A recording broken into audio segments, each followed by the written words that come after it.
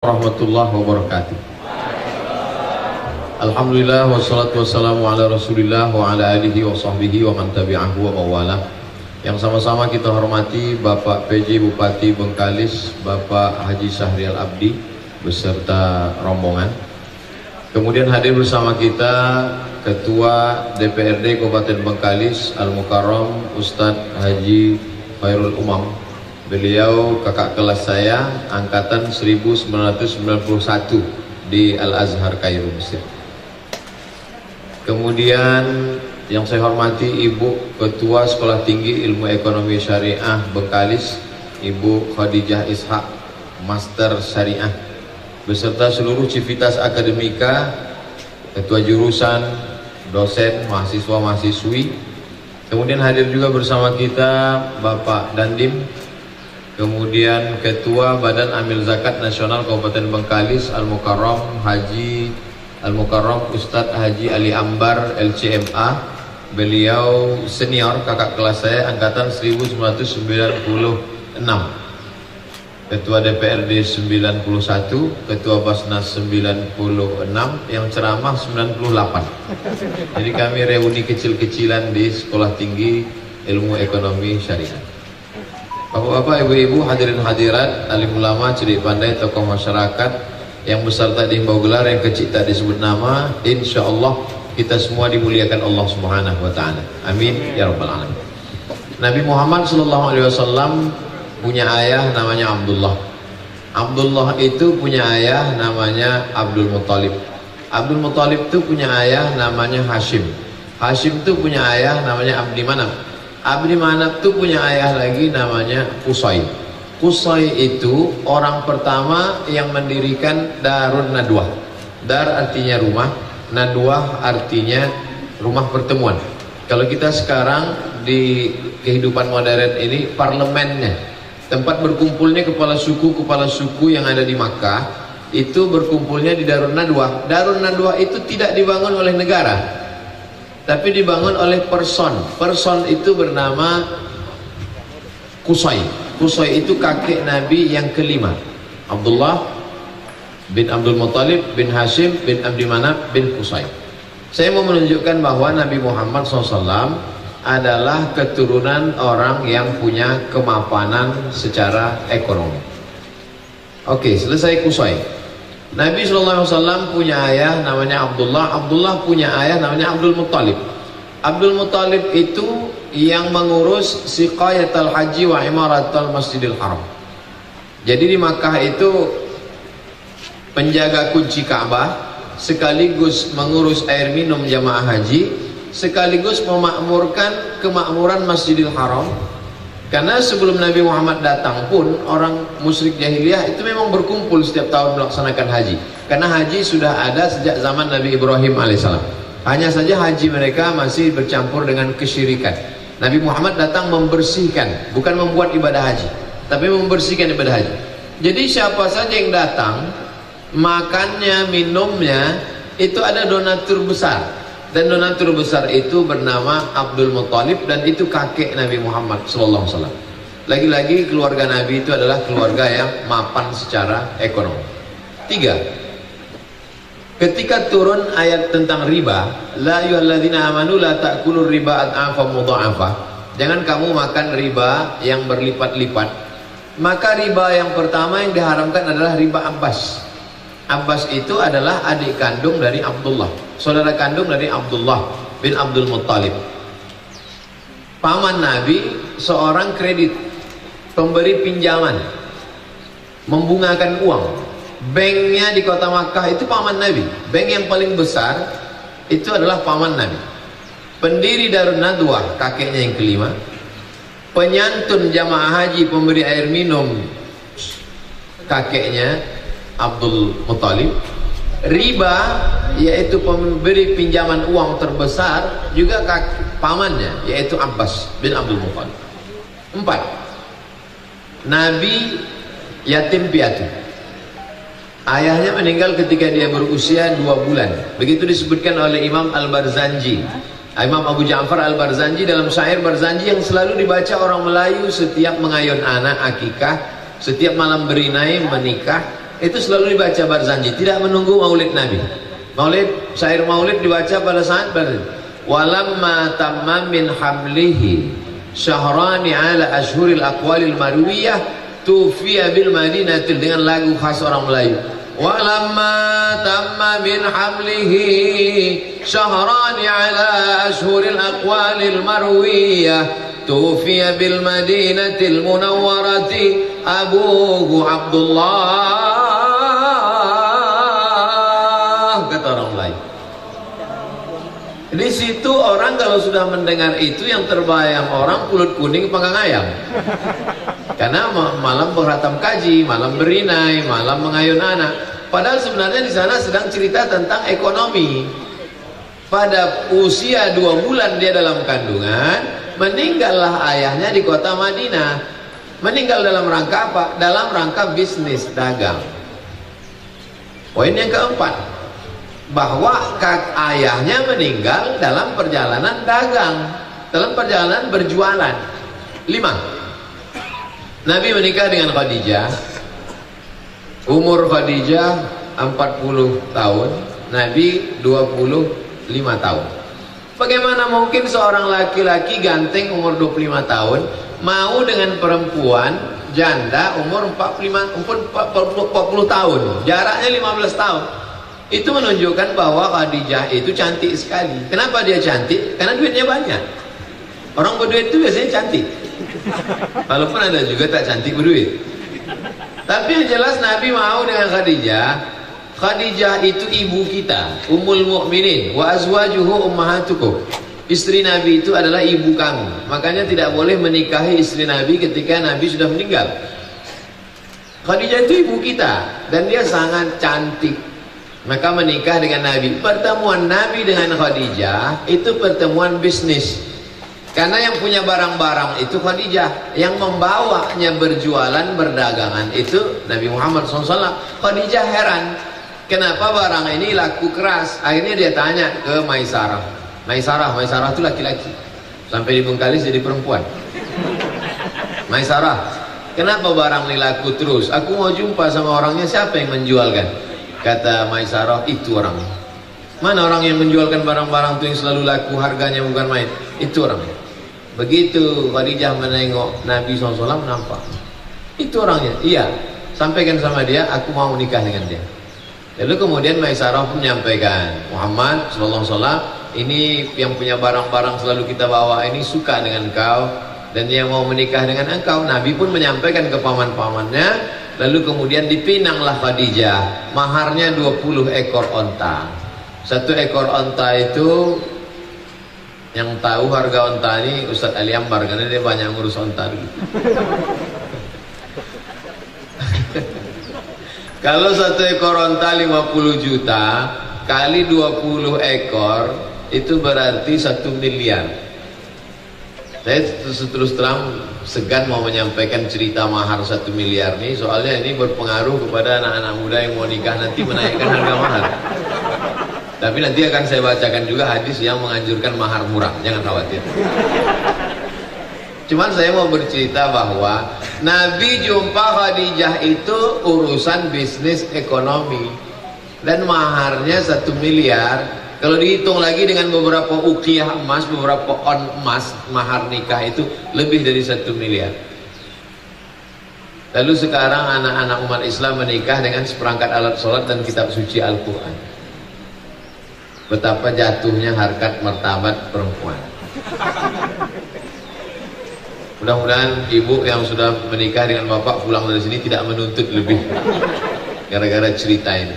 Karena yang mau saya sampaikan adalah kehidupan Nabi Muhammad SAW itulah yang diramu oleh ulama sehingga melahirkan sebuah ilmu yang disebut dengan fikih muamalah. Di UIN ada satu jurusan khusus di Fakultas Syariah namanya muamalah ekonomi syariah. Tapi di Bengkalis dia tidak fakultas tapi sekolah tinggi. Sekolah tinggi ilmu ekonomi syariah. Ini menunjukkan orang Bengkalis amat sangat peduli dengan ajaran Islam, sehingga mereka tidak mau mempelajarinya dalam satu fakultas, tapi dibuatkan satu kampus khusus kampus ekonomi syariah. Jadi kalau mau membumikan cerita tentang ekonomi syariah kepada masyarakat Melayu, rasanya mengajar itik berenang. Orang tidak disebut Melayu sebelum sampai ke Bengkalis, karena bahasa Melayu masih original dipakai di Bengkalis. Orang masih pakai bahasa Melayu. Dan ajaran Islam bertapak di sini. Ada sekolah tinggi khusus ilmu ekonomi syariah dengan berbagai macam jurusannya, sampai 5 jurusan. Akuntansi syariah, perbankan syariah, manajemen bisnis syariah, manajemen keuangan syariah, hukum ekonomi syariah. Jadi orang Melayu yang belajar ekonomi syariah, dia mesti punya cita-cita yang besar. Paling tidak cita-citanya dulu, cita-cita yang besarnya itu dalam wujud bahwa maharnya 1 miliar. Itu aja dulu. Bagaimana anak Melayu mau membangkitkan ekonomi syariah kalau cita-citanya, kau tamat dari sekolah tinggi ilmu syariah mau jadi apa? Mau jadi dosen. Saya bukan menyepelekan dosen, saya pun dosen, Ustaz Ali Ambar pun dosen. Tapi dosen itu kan artinya dosen. Dosen itu sebagai pengabdian saja. Kita mengajar di kampus itu sebagai pengabdian, bukan mencari penghidupan. Adapun penghidupannya bisnis. Kenapa demikian? Karena memang umat Islam kalau mau mengikut nabinya adalah pebisnis. Seringkali kalau dibacakan ayat laqad kana lakum fi rasulillahi uswatun hasanah, dalam diri Muhammad SAW itu ada suri tauladan yang baik, contoh model yang baik. Sunnah selalu dipahami jubah, sunnah selalu dipahami jenggot, sunnah selalu dipahami sorban. Jenggot, sorban, pakai baju putih, pakai imamah, itu sunnah, tidak ada ikhtilaf. Tapi sunnah terbesar adalah sunnah bagaimana hidup berekonomi seperti ekonominya Nabi Muhammad sallallahu alaihi wasallam. Dan itu dibangun di sini. Makanya alumni dari Sekolah Tinggi Ilmu Ekonomi Syariah, dia menampilkan, mengiklankan bagaimana kehidupan ekonomi Nabi Muhammad sallallahu alaihi wasallam. Selalu digambarkan Nabi Muhammad itu miskin, susah, melarat, perutnya diikat dengan batu. Betul. Perutnya diikat dengan batu karena dia lapar. Itu kapan? Waktu perang Khandaq. Perang Khandaq waktu itu sedang susah melawan kafir musyrik. Disebut juga dengan perang Ahzab. Ahzab jamak dari hizib. Hizib artinya partai. Ahzab artinya koalisi partai-partai. Karena waktu itu ada 4 partai yang berkoalisi untuk menghantam Nabi. Partai kafir musyrik, partai Yahudi, Bani Nadir, Bani Quraizah, Bani Qainuqa, Bani Khaybar, partai orang munafik, partai kafir musyrik dari Makkah mengepung Nabi Muhammad sallallahu alaihi wasallam. Disebut dengan perang Ahzab. Partai-partai koalisi menghantam Nabi. Disebut juga dengan perang Khandaq karena ketika itu menggali parit. Memang betul Nabi mengikat batu di perutnya. Tapi yang dimaksud dengan kehidupan Nabi pakai jubah, compang-camping, perut diikat batu, itu bukan Nabi miskin. Ini banyak umat Islam yang tidak bisa membedakan antara zuhud dan miskin. Itu Ustaz Somad, itu orang kampung kami itu zuhud Pak Ustaz. Gak ada duitnya, rumahnya lapuk. Itu bukan zuhud, itu fakir miskin. Yang zuhud itu adalah dia punya tapi dia tidak mau. Punya dia tapi dia tidak mau karena menahan hawa nafsunya. Itu yang zuhud itu. Nabi Muhammad bukan miskin, Nabi zuhud.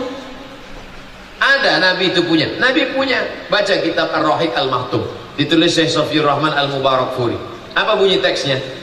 La taqillu an khamsina alfi dinarin zahabiyyin. Nabi ketika perang Badar tahun kedua, dia dapat harta ghanimah rampasan perang. La taqillu, tak kurang, an khamsina alfi, 50.000 keping dinarin zahabiyyin, emas. 1 dinar itu 4,25 gram. Sekarang 1 gram 1 juta. 4,25 gram berarti 4.250.000. Karena kita udah kenal lama berkawan, 4 juta aja lah. Satu keping uang dinar zaman Nabi 4 juta. Kata dia di dalam kitab Ar-Rahiq Al-Maktum, Nabi mendapat harta rampasan perang 50.000 keping. 4 juta kali 50.000 keping. Berapa itu?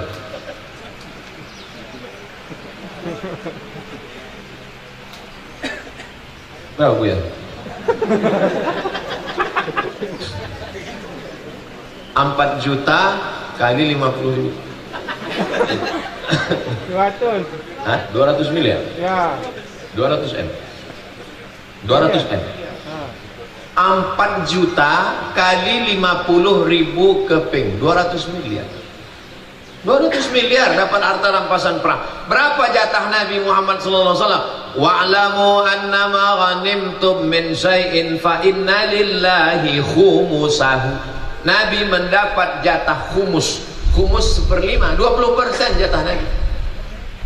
Tapi ketika anaknya datang, Fatimah, ya Rasulullah, kasihlah aku harta rampasan perang itu. Suamiku Sayyidina Ali miskin, aku tak sanggup membuat adonan tepung gandum, aku pun tak sanggup menimba air karena kami susah. Apa kata Nabi? Fatimah, kau sebelum tidur malam bertasbih 33, tahmid 33, takbir 33 sebelum tidur. Kan tak connect. Anak minta harta rampasan perang, dikasih tasbih. Beda sama pejabat sekarang, minta tasbih, kasih duit. Nabi punya, tapi dia tidak mau. Itu zuhud namanya. Bukan barang itu tak ada, baru disebut zuhud. Makanya ketika Sayyidatuna Aisyah jalan-jalan di pasar, jumpa sama orang bajunya compang-camping, tertunduk lesu di samping pasar. Lalu kemudian Aisyah bertanya, man hadha? Who is this? Siapa ini?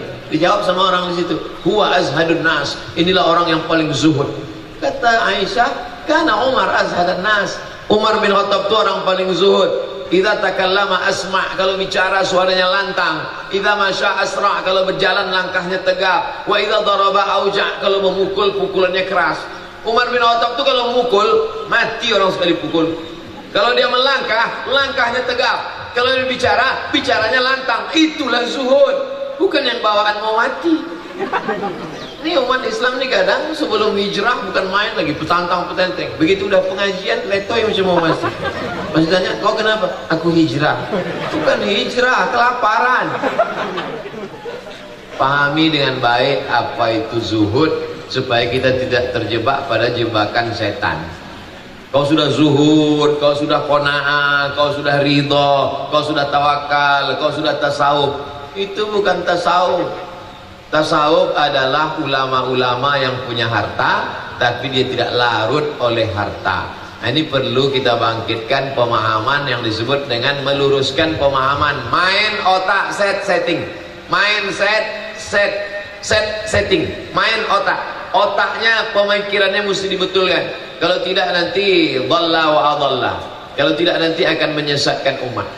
Ini yang penting pertama, poin yang ingin saya sampaikan, bahwa kehidupan Nabi Muhammad SAW itulah yang diambil oleh para ulama, sehingga muncullah satu fikih yang disebut dengan fikih muamalah, atau yang kita kenal dengan ekonomi Islam.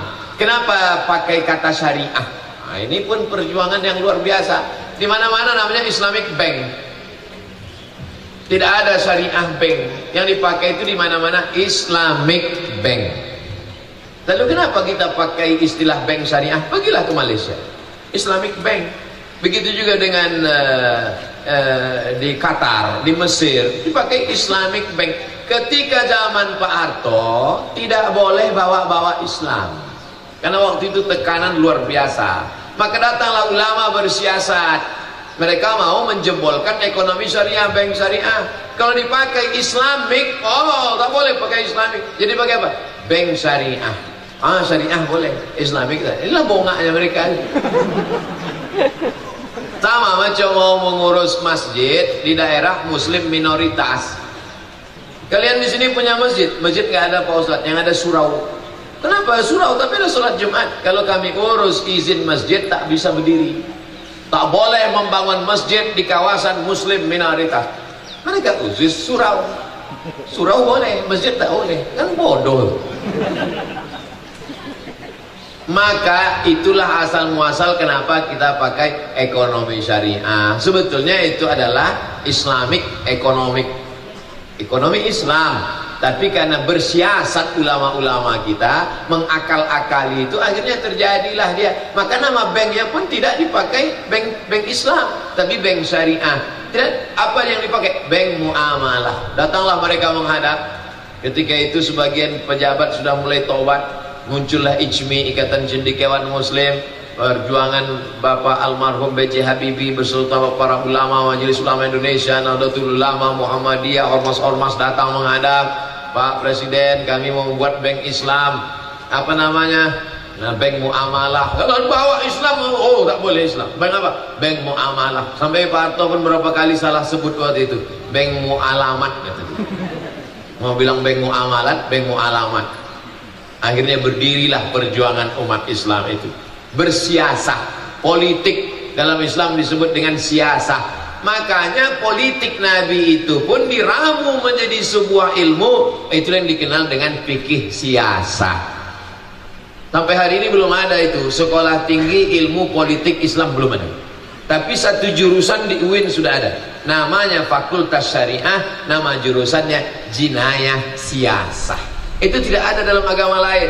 Cobalah cari agama lain, Hindu, Buddha, Kristen, Katolik, Protestan, Konghucu. Pernah tak adik-adik mendengar sekolah tinggi ilmu ekonomi Konghucu?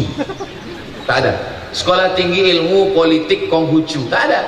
Tapi dalam Islam kenapa? Karena kehidupan Nabi Muhammad SAW itu ada politiknya. Itulah dia jadi fikih siasah. Ada ekonominya, itulah dia jadi fikih muamalah. Ada ibadahnya, itulah dia namanya fikih ibadah. Nabi menikah, itulah makanya ada fikih munakahah. Gimana mau membuat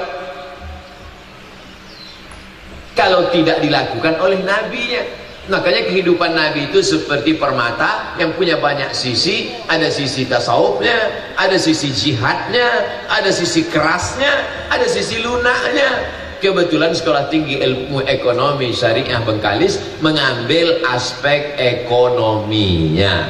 Karena Nabi SAW itu dari awal kehidupannya itu memang ekonominya adalah mandiri. Sengaja dibuat Allah, ayahnya meninggal, emaknya meninggal, kakeknya meninggal, dia tinggal dengan pamannya, yang pamannya miskin namanya Abu Thalib, susah anaknya banyak. Supaya apa? Supaya dia mapan secara ekonomi. Orang tidak heran dengan Nabi Sulaiman, King Solomon. Kenapa? Karena ayahnya juga raja, King David kata mereka. Orang barat menyebutnya King David, punya anak King Solomon. Sampai ke Yogyakarta jadi Sulaiman. Orang tidak heran dengan Nabi Musa. Kenapa? Karena Nabi Musa tinggal di istana Fir'aun, anak angkat Fir'aun. Kau jangan ganggu tuh anak angkat orang kaya, segan orang, walaupun anak angkat. Nabi Musa anak angkat Fir'aun, bukan tanggung-tanggung.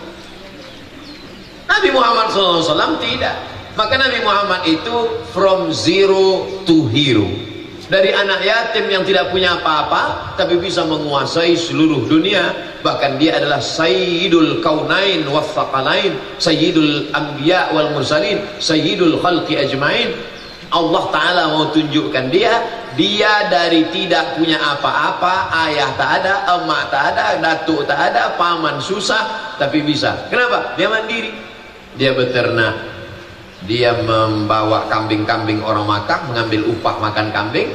Lalu kemudian setelah dia dewasa, dia mulai bisnis. Lalu kemudian meneruskan usaha itu mapan secara ekonomi. Sampai usia 40 tahun dia mulai merasakan kerinduan.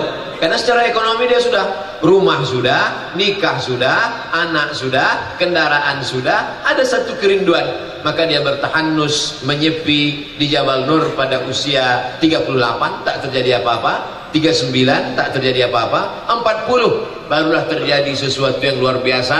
Hatta balaghanil juhdu, sampai aku sulit bernapas di peluk makhluk yang luar biasa. Turunlah Iqra bismi rabbikal ladzi khalaq, khalaqal insana min 'alaqin, Iqra wa rabbukal akramul ladzi 'allama bil qalam, 'allamal insana ma lam ya'lam. Jadi ekonomi ini mesti sejalan. Makanya Nabi mengajarkan ibadah itu kalau kita perhatikan terkait dengan ekonomi itu yang luar biasa. Man bana masjidan, siapa yang bangun masjid, banallah mislahu baitan fil jannah. Siapa yang bangun masjid, dibangunkan untuknya satu tempat di surga. Siapa yang bisa bangun masjid kalau bukan orang yang mapan secara ekonomi? Masalul ladzina yunfiquna amwalahum fi sabilillah kamathali habbah. Siapa yang bersedekah maka dia akan mendapatkan satu biji ambatat sab'a sanabil, tumbuh 7 cabang. Wa fi kulli sumbulatin mi'atu habbah, tumbuh 7 cabang, dalam satu cabang ada 100. Wallahu yudha'ifu liman yasha. At-tajirus saduqul amin, seorang pedagang yang jujur dan amanah. Ma'an nabiyyin, dia nanti dibangkitkan di akhirat bersama para nabi. Was-siddiqin, bersama orang yang benar. Was-syuhada, bersama orang mati syahid. Was-salihin, bersama orang saleh. Orang kaya. Lagi-lagi ibadah-ibadah dalam Islam itu orang kaya. Siapa yang bersedekah? Orang kaya. Siapa yang bangun masjid? Orang kaya. Siapa yang bisa dekat dengan Nabi? Ana wa kafilul yatim, aku dan orang yang menyantuni anak yatim. Kahataini fil jannah, seperti ini dalam surga. Orang kaya. Makanya kalau orang perhatikan ajaran Islam itu ajaran orang-orang kaya. Dan Nabi SAW ketika sampai di kota Al-Madinah Al-Munawwarah, dia membangun pasar. Makanya mereka mengejek dia. Masa Nabi jalan-jalan di pasar? Yang sunnah fil aswaq, Nabi kok jalan di pasar? Karena zaman itu seorang Nabi itu kerjanya hanya beribadah di Som'ah. Som'ah itu tempel kuil. Tidak ada waktu itu Nabi yang jalan-jalan di pasar. Tiba-tiba ini aneh satu Nabi ini. Masa Nabi jalan-jalan di pasar? Masa Nabi memasukkan tangannya ke tempat jualan? Masuk Nabi ke dalam pasar kota Madinah, dimasukkannya tangannya ke tempat jualan gandum, ke tempat jualan korma. Maka orang waktu itu menganggap aneh, karena zaman itu orang ahli ibadah kerjanya hanya berzikir mengingat Tuhan saja. Tapi ini satu Nabi ini aneh, ngapain dia masuk ke pasar sampai memasukkan? Bahkan dia mengajarkan kalau keluar masjid minta rezeki. Allahumma inni as'aluka min fadlik. Dia mengajarkan kalau selesai sholat mesti pergi ke pasar. Idza qudiyatis shalah, kalau sholat sudah dilaksanakan, fantashiru fil ard, bertebaranlah kamu di atas muka bumi Allah. Wabtaghu min fadlillah, carilah karunia Allah Subhanahu wa taala. Sekarang kita hanya baru bisa menceramahi jamaah.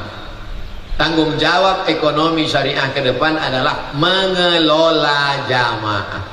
Memang betul Ustaz Somad sibuk ceramah dari mulai pagi tadi di Masjid Istiqomah, sekarang di Sekolah Tinggi Ilmu Ekonomi Syariah Bekalis, nanti siang di Pambang, lalu kemudian sampai pulang nanti. Betul, tapi yang dikelola itu sebenarnya baru satu aspek saja, baru ceramah jamaah. Ekonomi jamaah belum kita kelola dengan baik. Nanti kalau saya sebut, saya khawatir Sekolah Tinggi Ilmu Ekonomi Syariah tersinggung. Kita cerita ekonomi syariah, tapi air minum kita punya orang lain. Mestinya air minum kita dikelola oleh ekonomi syariah. Air mata air kita banyak. Kenapa kita tidak kelola? Apa nama air minumnya? Terserah. Air minum al-manna wa salwa, air minum macam-macam. Kemudian makanannya, jangan-jangan makanannya punya Cino. Makanan kita belum kita kelola dengan baik. Saya baru berusaha untuk itu. Makanya kalau saya sedang ceramah, tiba-tiba datang jamaah bawa keripik, bawa kerupuk, tahu saya ini mau minta endorse nih. Jamaah dimanapun berada, belilah ke warung tetangga, bangkitkan ekonomi umat, dapatkan keripik ini ke toko terdekat, hubungi nomor online berikut ini. Makanya jangan heran kalau Instagram saya itu banyak sekali endorse dodol, endorse kerupuk, endorse air minum, endorse macam-macam. Karena memang prinsip dakwah saya 3. Pertama, perbaikan pendidikan. Kedua, perbaikan ekonomi umat. Yang ketiga, perbaikan politik. Pilih anggota dewan legislatif yang peduli pada ajaran Islam. Pilih calon-calon kepala daerah yang peduli pada Islam. Itulah yang menyebabkan orang marah dengan saya. Orang mau saya jangan usik masalah ekonomi dan politik. Ustadz kok cerita politik? Ceramah masalah darah aja lah, darah haid, darah bisul, darah ayam, darah nyamuk. Gak usah bahas-bahas masalah politik nih. Politik ini urusan kami. Betul kata Buya Muhammad Nasir. Apa kata beliau? Ada orang berprinsip Islam ritual biarkan, Islam ekonomi awasi, Islam politik habis. Kalau dia solawatan, maulid, barzanji, berzikir, istiqorah, biarkan aja, gak apa-apa. Toh nanti waktu dia haus, dia beli air minum kita juga, kata dia. Ceramah tabligh akbar ramai-ramai penuh stadion, biarkan aja, tak apa-apa. Yang penting ekonominya ke kita. Tapi kalau kita sudah bangkitkan ekonomi, awasi. Kalau sudah politik, habisi. Kenapa? Karena terganggu periulangan dia dengan isu-isu labeling anti kebinekaan. Waktu video viral saya mengajak belanja ke warung tetangga, belanjalah ke warung tetangga. Kalau belanja nawarnya jangan membunuh, niatnya membangkitkan ekonomi umat. Banyak saya dibully. Abdul Somad anti kebinekaan, anti Pancasila. Kebinekaan atuk kau. Dari kecil SD kita menggerek bendera Indonesia Raya, sampai setua ini masuk ke kampung suku Talang Mama, suku Akit, suku Laut, mengajarkan mereka menyanyikan kebangsaan Indonesia Raya. Kami yang mengganti bendera-bendera yang robek dalam hutan itu. Bilangnya pula anti kebinekaan. Emanglah haters. Bahasa Inggrisnya haters, bahasa Arabnya syaiton. Jadi memang tantangan ekonomi ini luar biasa. Di antara pantun Pak Bupati tadi, apa kata beliau? Bertanam di atas sawah, bertanam padi di atas sawah. Memang begitu Pak Bupati. Yang terjadi sekarang pada mahasiswa-mahasiswa adalah bertanam padi di atas kertas. Apa maksud bertanam padi di atas kertas? Mahasiswa fakultas pertanian tapi tak pernah bertani. Mahasiswa fakultas peternakan paham dia kalau disuruh presentasi tentang ternak, ternak lele, ternak ayam, ternak puyuh, ternak ini segala macam, tapi tak pernah beternak. Nilainya tentang ternak A, IP-nya 4, tapi tak pernah beternak. Ini musibah. Sama di Mesir ada namanya Dr. Ala. Dr. Ala itu komentator bola, Zamalkawi, Ahlawi, Real Madrid, Barcelona, hebat dia. Tapi dia tak pandai main bola. Dia komentator bola saja. Maka oleh sebab itu, ini mahasiswa-mahasiswa kita ini saya amat sangat bahagia karena hari ini secara teori mungkin sudah selesai semua di Sekolah Tinggi Ilmu Ekonomi Syariah Bengkalis. Tapi prakteknya bagaimana? Bapak Ketua Dewan kita, beliau berpuluh tahun menjadi pengelola Badan Amil Zakat Ibadur Rahman, dan itu punya program ekonomi umat yang berhasil. Jadi adik-adik tinggal datang belajar kopi bahan-bahannya. Lalu kemudian Ketua Badan Amil Zakat Nasional Kabupaten Bengkalis hadir bersama kita. Mereka juga punya program keumatan, dan tak lama lagi nanti akan langsung diresmikan program Pulau Zakat di Pulau Rupat Utara. Pak Bupati mensupport ini luar biasa. Ada kemauan dari umat, ada Badan Amil Zakat Nasional, tapi kalau tidak ada political will, politik tak jalan. Maka saya amat sangat ikut mensupport, mengiklankan, mengendorse ini Pulau Zakat di Rupat. Mudah-mudahan ini terjadi. Allahu Akbar. Kalau nanti Pulau Zakat ini terwujud, bisalah kita terapkan ekonomi umat ini tidak hanya sekedar teori semata. Ada ternak kambingnya. Saya baru pulang dari Balikpapan, ketemu di airport dengan salah seorang dokter yang khusus bidang kambing. Bayangkan ada dokter kambing. Dan mereka membuat pelatihan gratis di Yogyakarta. Ustadz Somad dari mulai cara ternak kambing, bagaimana memisahkan rumputnya supaya tidak bau, maaf, kencing, urin, kotorannya, yang ini bisa dijual jadi pupuk. Kami kontrol, punya grup-grup. Lama kami bercerita, oh bagus sekali ini Pak Dokter, berarti kami nanti akan mengirim anak-anak muda kami dari Riau. Silakan Ustadz Somad, silakan.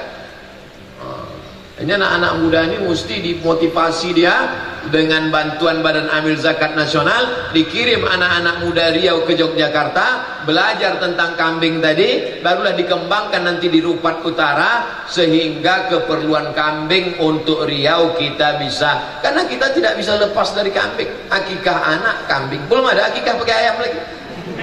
Akikah kambing, walimah kambing, Idul Adha kambing.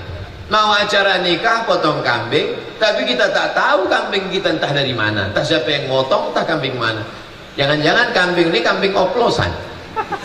Maka ini tanggung jawab siapa? Tanggung jawab kita bersama. Dan di antara semua jurusan-jurusan, ada jurusan ekonomi Islam, ada jurusan politik Islam, ada jurusan akhwal syakhsiyah, ada jurusan usuluddin, ada jurusan di usuluddin itu akidah filsafat. Yang paling bertanggung jawab tentang kebangkitan ekonomi syariah ini adalah Sekolah Tinggi Ilmu Ekonomi Syariah Bengkalis. Bagaimana ekonomi umat ke depan, dia amat sangat bertanggung jawab. Ini kalau tidak kita bangkitkan semangat ini, maka na'udzubillah umat Islam akan menjadi mayoritas tapi tidak prioritas.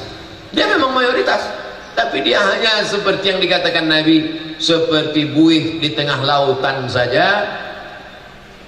Kenapa kami seperti buih itu ya Rasulullah? Aqillatun nahnu yawma izin. Apakah karena jumlah kami minoritas? Bal antum katsirun. Kamu mayoritas, lakinnakum ghutha'un ka ghutha'is sail. Tapi kamu seperti buih di tengah lautan, tak ada kekuatan.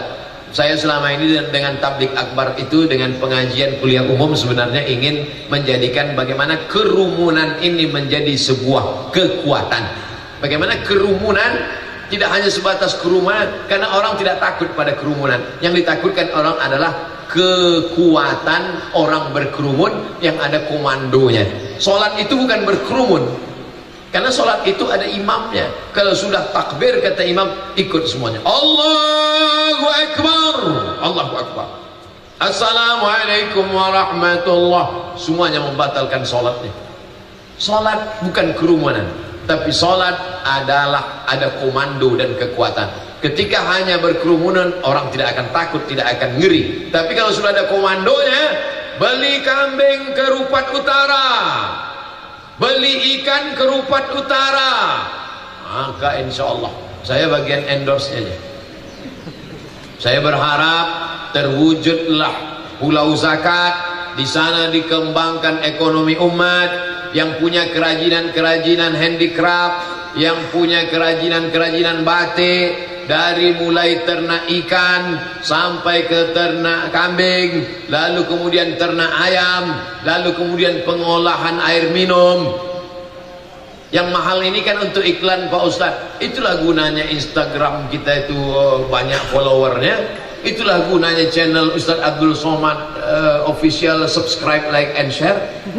Tujuannya apa? Untuk iklan-iklan gratis free ini, itu untuk membangkitkan ekonomi umat ke depan. Saya amat sangat berharap nih Pak Bupati, Pak Ketua Basnas, supaya program kita di Rupat Utara itu betul-betul bangkit, percontohan, sehingga orang di kampus tidak lagi bercerita tentang wakaf. Wakaf secara istilah, wakaf secara etimologi, wakaf secara terminologi. Ada namanya wakaf. Wakaf ini berkembang, wakaf ini produktif. Pas ditanya wakafnya di mana Pak? Itu yang belum ada lagi.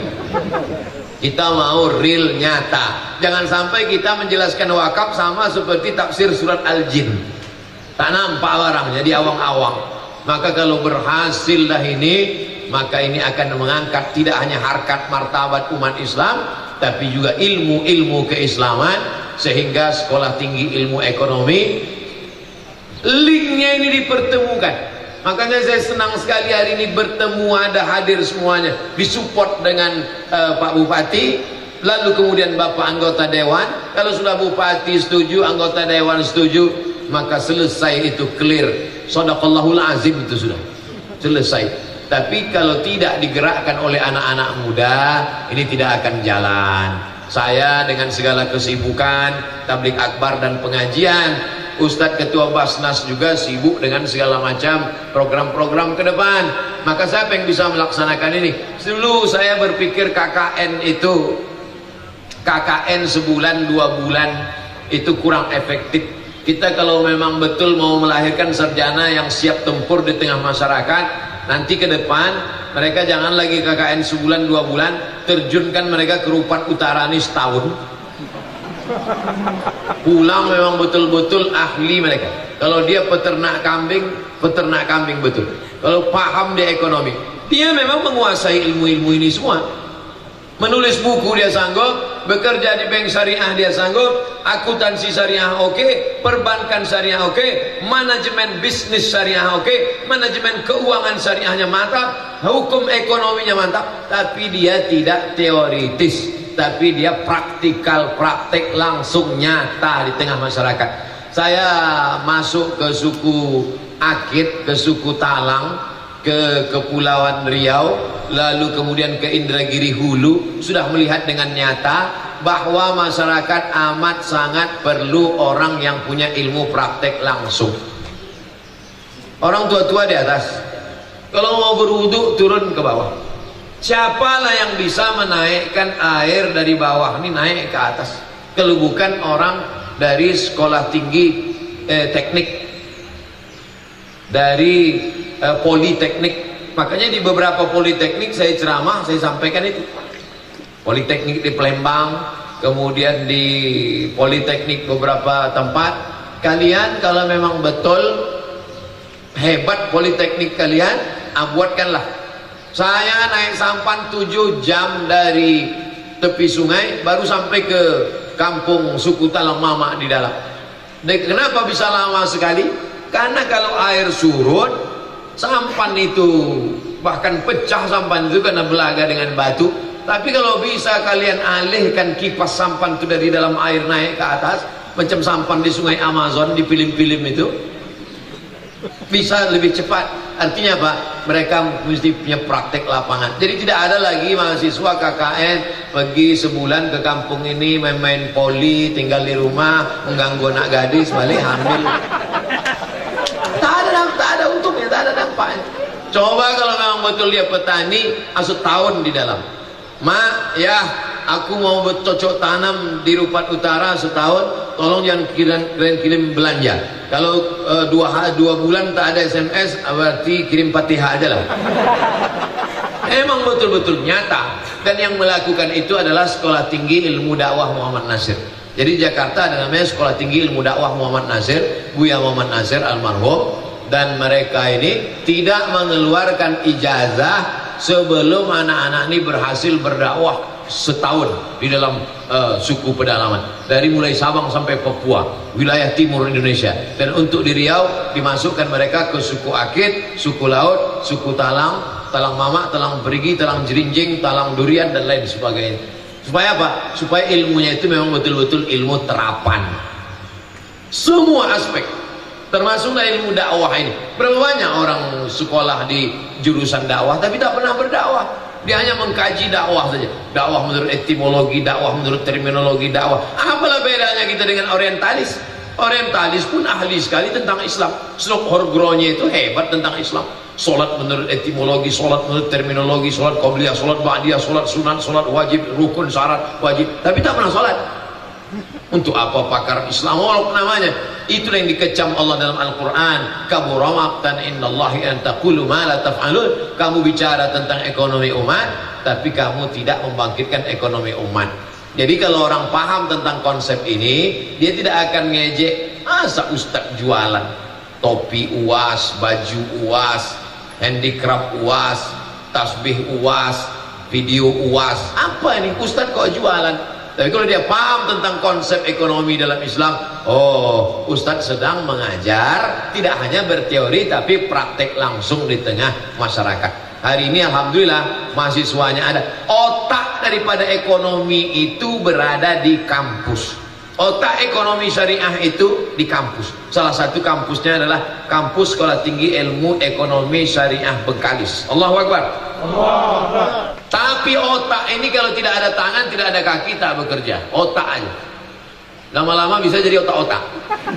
Maka otak yang ada nih, di otak ini semuanya harus dilaksanakan oleh tangan, harus dilaksanakan oleh kaki. Siapa yang bisa mengiklankannya itu? Maka ini tanggung jawab kita bersama. Saya kira secara teori sudah semua. Teori-teori perbankan, akuntan, ekonomi, bisnis syariah, di sini dia. Referensi-referensinya di sini. Nanti ditelurkan di tengah masyarakat melalui apa? Support politiknya, ada bupati, ada bapak anggota dewan. Lalu kemudian diterapkan masyarakat. Makanya nanti di masjid-masjid itu tidak lagi orang sibuk masalah mengkaji kaki celana. Kenapa? Karena kajiannya ekonomi syariah.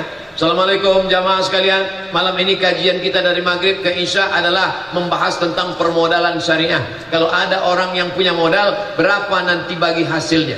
Kalau ternak kambing, ternak lele, ternak puyuh, berapa pembagian hasilnya? Sibuk dia memikirkan itu. Sekarang di masjid-masjid yang dibahas adalah masih lagi membahas jenggot yang mana yang sunnah, apakah yang sejengkal atau setengah meter, kaki celana di atas ini atau ini. Kapanlah umat ini mau maju kalau sibuk lagi membahas itu? Antara yang celana di atas mata kaki dengan di bawah mata kaki berkelahi, ketawa lah yang tak bercelana. Berkelahi antara berjenggot tak berjenggot. Aku nengok kau ni berjenggot macam kambing tengok. Kata yang berjenggot, kau tak berjenggot macam anjing. Berkelahi berjenggot tak berjenggot. Kalau kucing sama anjing berkelahi, yang ketawa babi. Memperbaiki kualitas pengajian adalah salah satunya dengan ekonomi syariah. Makanya kalau saya pengajian Ramadan, dulu di majelis dakwah Islamiyah, saya termasuk penggodok isi malam-malam Ramadan. Saya masukkan itu. Dalam satu malam itu ada puasa dan ekonomi syariah, puasa dan politik Islam, puasa dan kesehatan. Supaya orang jangan membahas khilafiyah. Khilafiyah bukan berarti tidak dibahas. Saya bahas. Buku saya 37 masalah populer, masalah khilafiyah. 99 tanya jawab sholat, masalah khilafiyah. 66 tanya jawab umroh, masalah khilafiyah.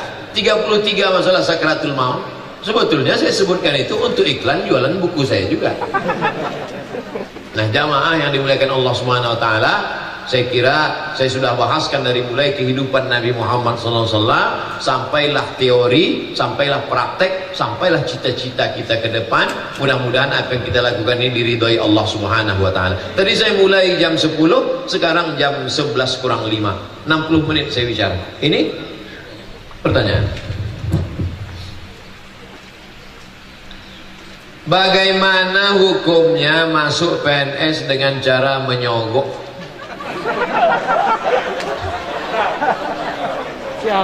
Saya keluar PNS bukan karena menyogok ya. Yang pula nanti Ustaz Somad itu keluar PNS gara-gara dulu masuknya menyogok lah. Saya masuk tes PNS itu murni tes umum. Datang saya ke UIN itu membawa ijazah. Ijazah S1, S2, tes seleksi berkas, tes potensi akademik 200 soal, tes mengajar di kelas, tes audiensi dengan 3 guru besar, lulus. Tidak ada menyogok. Diajak orang saya menjumpai Profesor Ilyas Gusti untuk lobby-lobby, saya tahu. Saya takut kalau saya lulus ternyata bukan saya yang layak, berarti saya makan haram. PNS yang lulus menyogok, gajinya haram, tunjangannya haram, SPPD-nya haram, pensiunnya haram, duit haram, makan haram. Jadi gimana solusinya? Keluarlah macam saya. Tak ada tawar-menawar. Pak Ustadz, saya mau tanya, seperti puasa yang bisa diganti, adakah sholat wajib bisa diganti? Sholat wajib yang tinggal dulu bukan bisa diganti, tapi wajib diganti. Bukan bisa diganti, wajib diganti. Man taraka sholata muta'ammidan faqad kafara jihara. Siapa yang meninggalkan sholat secara sengaja maka kafirlah dia secara nyata. Tapi sembahyang yang tertinggal lama-lama dulu, menurut 4 mazhab, mazhab Hanafi, mazhab Maliki, mazhab Syafi'i, mazhab Ambali, sembahyang yang lama-lama dulu wajib diganti, namanya sholat qadha. Tapi jangan gara-gara ini semua ngurus cuti ke Pak PJ Bupati Bengkalis, minta cuti sebulan. Untuk apa? Mau mengkodok sembahyang. Cara mengkodoknya, habis sholat zuhur nanti kodok 1 kali. Usolli fardhu zuhri 4 raka'atin qadaan lillahi ta'ala. Begitu terus. Berapa lama Pak Ustaz? Berapa lama dulu kau tinggal? Kau taubat kapan wajib sholat? Umur 10 tahun? Kapan kau mulai sholat? Baru semalam. Qadha lah. Kalau baru 10 tahun, diqadha 2020, lunas 2030. Malaikat maut datang 2025. Alhamdulillah, pemutihan. Qadha saja habis sholat 1 kali, sebanyak yang kita tinggal. Dalam ekonomi ada transaksi jual beli. Pelaku ekonomi pasti ingin untung. Yang ingin saya tanyakan, keuntungan yang benar-benar berkah itu seperti apa? Bentar. Banyak kantong, itu guna untuk menyimpan soal pertanyaan. Tidak boleh ada 3 unsur. Yang pertama ghish, tipu. Yang kedua gharar, gambling, tak jelas.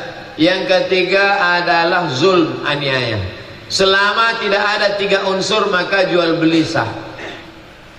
Pak Ustadz, saya ada bawa kain batik dari Jogja.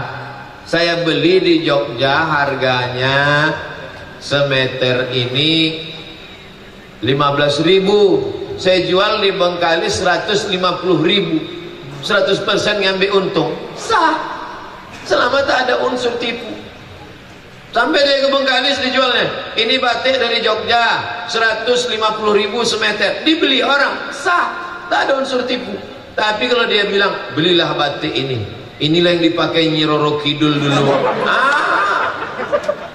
ada unsur tipu. Tapi katanya siapa yang mengambil untung lebih dari 100% itu haram. Tak ada. Dalam fatwa Syekh Atiyah Sokor tidak ada batasan keuntungan. Hanya saja negara mesti mematok harta, negara mematok harga supaya tidak ada permainan di lapangan. Makanya dulu kalau Bapak Ibu ingat acara RRI jam 12 malam, harga cabai keriting, harga buncis, harga kol. Dulu kita bingung itu apalah diumumkan harga cabai keriting. Ternyata supaya pembeli tahu, supaya tidak dimainkan harga. Sekarang tak ada itu. Harga dipermainkan oleh tengkulak sekarang. Inflasi. Harga mestinya dipatok, dijaga oleh negara. Negara hadir untuk melindungi rakyat dari permainan tengkulak tentang permainan harga. Sekarang yang memainkan harga ini mereka aja. Beberapa orang pemain itu. Seserah dia berapa harga telur ayam. Duduk-duduk dia di warung kopi. Berapa kita patok harga? Sekian. Negara mestinya ikut kontribusi. Karena negara tugasnya adalah melindungi rakyat. Jika kita meminjamkan uang ke seseorang, di saat orang itu mengembalikan uangnya lebih yang dia pinjam ke kita, padahal kita tak ada minta, apakah itu bunga? Ya, riba. Tapi itu hadiah Pak Ustaz. Dia ngasih hadiah kan karena kau pinjam duit itu. Ada dia, tak ada angin, tak ada hujan, tiba-tiba kasihnya aja hadiah. Ini duit, kan tidak. Dia ngasih hadiah itu karena duit, itulah. Itu maka riba. Orang yang tak biasa-biasanya ngasih hadiah, tiba-tiba ngasih hadiah karena minjam duit, itulah dia riba. Kullu qardin jarra naf'an fahuwa riba. Setiap pinjaman yang mendatangkan keuntungan manfaat berarti riba. Imam Hanafi bertamu ke rumah orang. Di depan rumah orang itu ada pokok kayu. Pokok kayu. Imam Hanafi tegak di tengah jalan. Datang orang melihat, Imam Hanafi, kenapa kau tak berlindung di bawah pokok kayu itu? Kata Imam Hanafi, yang punya pokok kayu ini minjam duit sama aku. Kalau aku tegak di bawah berarti aku mengambil manfaat. Tegak di bawah pokok kayu dia itu pun riba. Disebutkan kisah itu dalam kitab Ar-Risalah Al-Qusairiyah. Imam Hanafi begitu waraknya dia menjaga dirinya, tak mau mengambil keuntungan dari orang yang minjam duit. Saya menemukan jodoh. Sebelumnya saya berjumpa dengannya, saya selalu berdoa kepada Allah supaya dipertemukan dalam waktu dekat. Dengan kuasa Allah bertemulah saya dengannya. Oh, panjang ceritanya nih. Saya pun menemui keluarganya, alhamdulillah. Tapi karena maharnya terlalu besar, harus membuat saya menunggu sampai uang terkumpul. Pertanyaan, bagaimana caranya menanamkan rasa supaya tak terjadi maksiat Pak Ustaz? Ini nampaknya belum saya ceramahkan cerita 1 miliar tadi udah ada korban.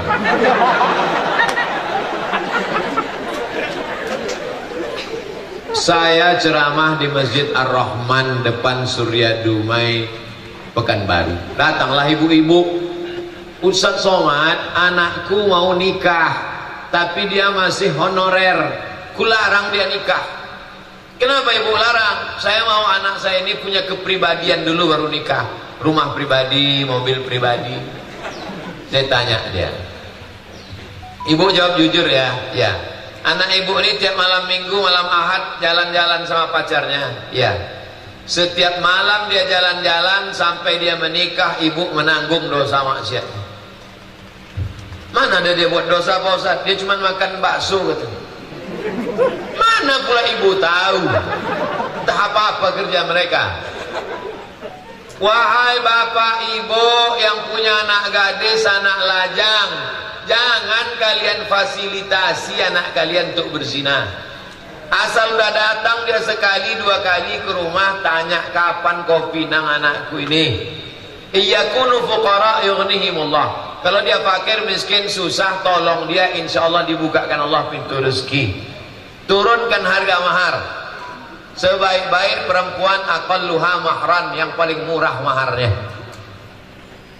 Kalau perlu ku nikahkan engkau dengan anakku dengan mahar mengajarkan surat Ar-Rahman tunai. Nah, itu yang paling afdal. Adapun cerita saya 1 miliar tadi itu motivasi ekonomi umat. Adapun sekarang berubah pendapat baru. Adapun engkau saudaraku, kalau kau mau menunggu dengan menabung bagus. Tapi kalau ada yang murah, pindah aja ke yang murah. Berpindah ke lain hati itu nggak apa-apa guys.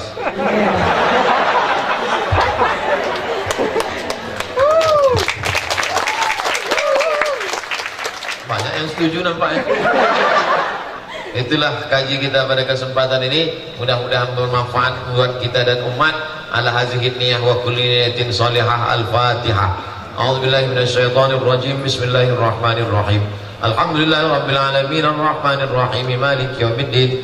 Iyyaka na'budu wa iyyaka nasta'in ihdinas siratal mustaqim. Siratal ladzina an'amta 'alaihim ghairil maghdubi 'alaihim waladdallin. Amin. Allahumma anzilir rahmata wassalamata wal barakata ala hadhil jamaah. Turunkan keselamatan, kerahmatan, keberkahan kepada seluruh jamaah ini ya Allah. Allahumma la tada' lana dzamban illa ghafartah. Ampunkan dosa-dosa kami. Wala aiban illa satartah. Tutupi aib cacat kami. Wala musafiran illa wasaltah. Yang musafir sampaikan ke tujuannya dengan selamat. Wala maridan illa syafaitah. Yang sakit angkat penyakitnya ya Allah. Wala mayitan illa rahimtah. Yang meninggal dunia curahkan rahmatmu ya Allah. Allahumma ja'al hadhil jami'ata jami'atan mubarakatan fiha. Jadikanlah sekolah tinggi ilmu agama Islam, ilmu ekonomi syariah Bengkalis ini sekolah tinggi yang penuh berkah, keluar para alumni yang membangkitkan ekonomi umat ya Allah. Allahumma hafaz abna'ana wa banatina min kulli su' wa syar. Jaga para mahasiswa-mahasiswi kami dari segala perbuatan maksiat dan tercela. Allahumma dafa'na al-ghala' wal waba' wal fahsya' wal riba waz zina wal munkar. Selamatkan anak-anak kami dari narkoba, dari zina, pergaulan bebas. Selamatkan dari perbuatan keji dan mungkar. Allahumma wafiqna lima tuhibbuhu wa tardah. Tanamkan dalam hati kami cintamu dan ridhamu supaya kami beramal dengan amal yang kau cintai dan kau ridhai. Allahumma wafiq ulata umurina. Bapak Bupati kami, Bapak Ketua Dewan kami, condongkan hati mereka untuk menolong agamamu dengan kekuasaan yang kau titipkan di hati mereka ya Allah. Ya muqallibal qulub, engkau yang membolak-balikkan hati kami. Sabit qulubana ala dinik, kokohkan hati kami untuk beramal dengan amal yang kau ridhai ya Allah. Adapun niat kami untuk membuat pulau zakat, maka tolonglah kami supaya terwujud pulau zakat ini, sehingga dapat kami buktikan kepada umat bahwa Islam ini adalah Islam yang mengatur segala aspek kehidupan, dari mulai ternak, dari mulai pendidikan sampai kepada politik dan ekonomi ya Allah. Allahumma khtim lana bi husnil khatimah wa la takhtim alaina bi su'il khatimah. Rabbana atina fid dunya hasanah wa fil akhirati hasanah wa qina adzabannar. Wa sallallahu ala sayyidina wa maulana Muhammad wa ala alihi wa sahbihi wasallam walhamdulillahi rabbil alamin. Taqabbalallahu minkum minna wa minkum taqabbal ya karim. Terima kasih segala perhatian, mohon maaf segala kesilapan. Wassalamualaikum warahmatullahi wabarakatuh.